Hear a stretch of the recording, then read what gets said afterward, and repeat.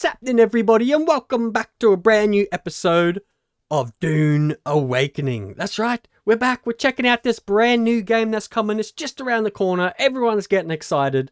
But what the developers have dropped is a bit of the end game of Dune Awakening. So this is the part I really wanted to see. So they did have a live stream. If you haven't seen it, go across, jump into it.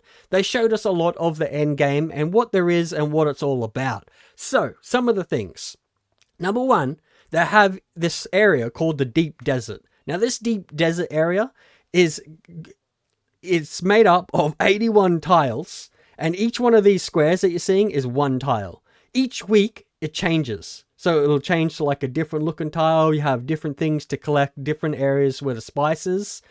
And you can, when you go out there to begin with, it won't be there. You actually have to scan each area and it'll reveal that area. Now you can sell those to different players and things like that.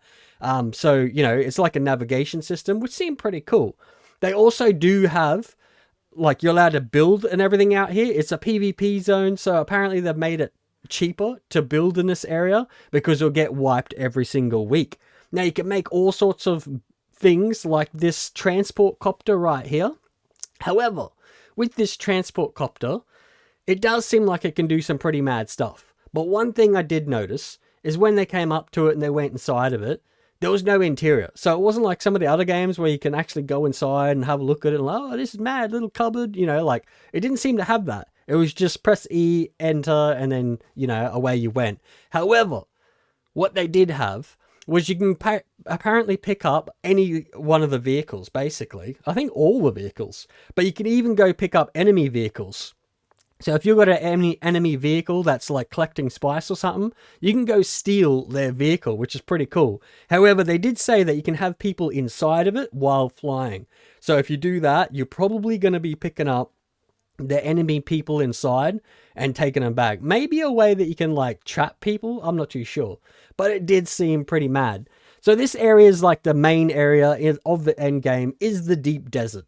Now apparently there's no water out here. It's very like PvP, like very vast, very dangerous. And so in order to come out here, you want to come out in like a group or a guild of people. So you have your massive big transport copter that's bringing out things to pick up to go harvest the spice. You can see the big spice exploding in the background there. And yeah, you got all your different little copters that are like, they're scanning things, they're protecting, they're your lookout, you know, they're looking for storms, they're looking for worms, all that sort of stuff. I can imagine going out there in this, and it would actually be pretty fun going out with a crew, especially with this, what you have to do here. So they have a very organized team here, and they're showing you how to do it in an organized way. So pretty much you'd bring in your helicopter and it'll drop your harvester onto the spice field. That will then go around and harvest the spice. And then what you need to do is, because the harvester is heavy and it's going around on the sand, it attracts in the giant worms. So in order to counter-react that, you'll see the little guy on the Jeep here, he's dropping thumpers. Now these thumpers will thump on the ground and it'll basically attract the worms away from the harvester. So you need to do this, otherwise your harvester will get eaten and you will lose everything. Everything that's on you, you'll lose your harvester, all that sort of stuff. It will all be gone if the worms come and eat that harvester. So this guy's constantly cruising around, dropping thumpers. And as he does that, you'll have the worms come in. It looked pretty cool that the harvester was actually like sucking up the spice there. That looked pretty mad as well. But yeah, so he goes around harvesting. Now, these like lookout copters, they've got to be looking out. See, look at that. That looks pretty mad, I reckon, with the worm comes in, eats the thumpers, and then, yeah, tracks them away from your harvester. However, these guys are going to be on guard because this is PvP area. So you're going to have PvP people coming in from all around the map. You're going to have giant storms coming in and things like that as well.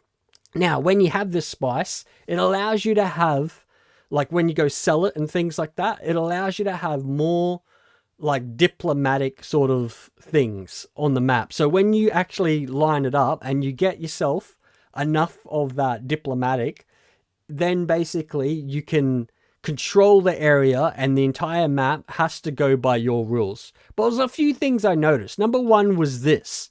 So they were saying that it has a bug where the spice goes invisible and you can't see it on the map. Yeah, we do have a known bug in the game where the spice color disappears from the sand. Like that. So Yeah. But yeah, that's kind of concerning, considering the game's happening. just around the corner, that they're having that problem.